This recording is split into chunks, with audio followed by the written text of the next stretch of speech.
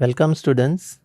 This is the initiative of the Directorate of Higher Education, Government of Goa for developing e-content learning in the subject of economics. This program is for Bachelor of Arts 3rd year, subject economics, semester 5, course code ECC 109 for honors and ECD 109 for general. The course title is International Economics 1. Unit 1 Comparative Advantage and Terms of Trade. Module name is Internal and International Trade. Module number 1. Now let us look into the outline of this module. First, we are going to learn about the meaning of trade, the types of trade, internal and international, characteristics of internal trade, characteristics of international trade, distinction between internal and international trade. The learning outcomes. At the end of the session, a student will be able to understand the characteristics of internal trade and international trade, and the distinction between internal and international trade. Now let us look into the meaning of trade. Trade refers to buying and selling of goods and services for money or money's worth. It involves the transfer or exchange of goods and services for money or money's worth. The manufacturers or producers produce the goods, then move on to the wholesaler, then to retailer, and finally to the ultimate consumer. Trade is essential for satisfaction of human wants. Trade is conducted not only for the sake of earning profit, it also provides service to the consumers.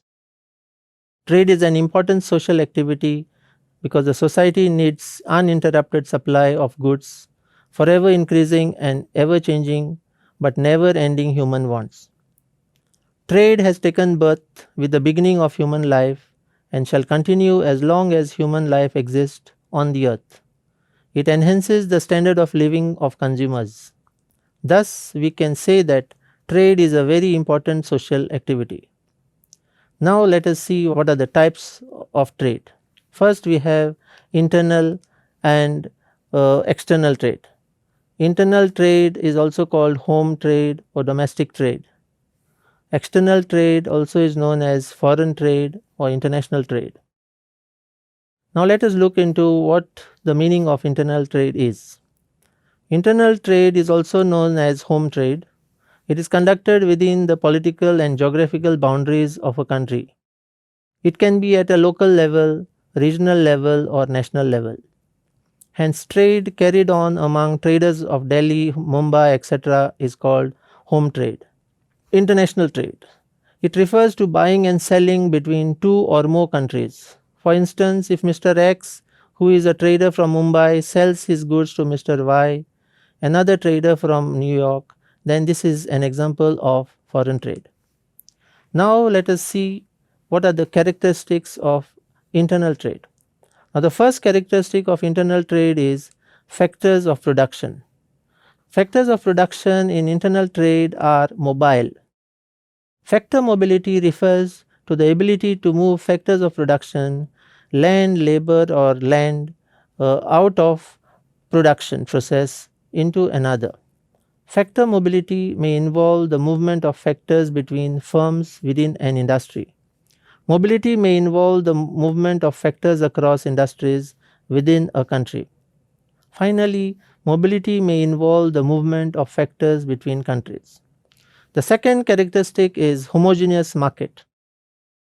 Homogeneous market means the people involved in the market are similar. Their likes are similar, their tastes are similar, etc. The next characteristic is similar national groups. Now, as we know, in a country you have similar type of people, similar types of groups, etc. The next characteristic of internal trade is same political and economic policies. Now, as we know, in a particular country we have same political parties or same policies of economics. Within a country, policies will be same as adopted by the government. Now we'll go to the fifth characteristic. The fifth characteristic is same currency in circulation. As we all know, the currency in a country is the same. The currency in the nation will be in circulation. Next, less distance and cost of transportation. As the trade takes place within the country, transportation costs are likely to be lower. The seventh characteristic is few restrictive trade practices. Few restrictive trade practices means they are likely to be having few trade restrictive practices within a country. And the last characteristic is less number of buyers and sellers.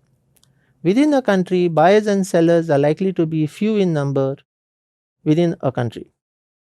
Now let us see what are the characteristics of international trade. In international trade, the first characteristic is immobility of factors. Now, immobility of factors means the factors of production, land, labor, capital, enterprise are slightly immobile to go from one place to another because of issues of visa and other issues. The next characteristic of international trade is heterogeneous market. Now, here in international trade you have different type of people.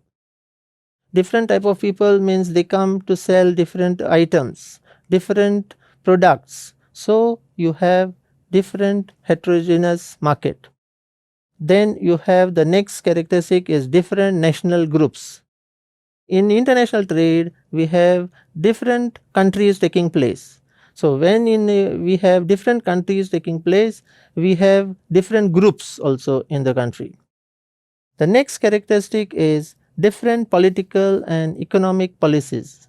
As we know in international trade, when we have different countries, each country has got its own political and economic policies. So, as a result, each country will have its own agenda, its own political policy, its own economic policies. Now, let us go to the next characteristic of international trade. The next characteristic is different currencies in circulation. Now, as we all know, when we are talking about international trade, lots of countries are involved and each country has got its own currency. So, once it has its own currency, when there is trading taking place, there will be lot of currencies in circulation.